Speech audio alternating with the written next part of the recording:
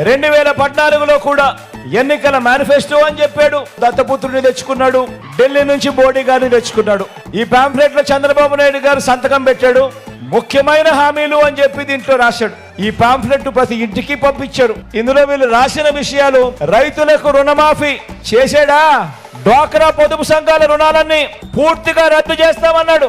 ఒక్క రూపాయి అయినా మాఫీ చేశాడా అని అడుగుతా ఉన్నా. ఇంకొకటి, ఆడబిడ్డ పుట్టిన వెంటనే మహాలక్ష్మి పథకం కింద 25,000 రూపాయలు బ్యాంకులో డిపాజిట్ చేస్తామన్నాడు. ఒక్క రూపాయి అయినా డిపాజిట్ చేశాడా అని అడుగుతా ఉన్నా మిమ్మల్ని అందరినీ కూడా. మరో ముఖ్యమైన హామీ: ఇంటింటికి ఒక ఉద్యోగం ఇస్తాం. ఉద్యోగం ఇవ్వలేకపోతే ఉపాధి ఇస్తాం. ఉద్యోగం వచ్చే వరకు నెల 2,000 నిరుద్యోగ భృతిగా ఇస్తాం. అంటే ప్రతి ఇంటికి 1,20,000 ఇచ్చాడా అని అడుగుతా ఉన్నా మీ అందరితో కూడా.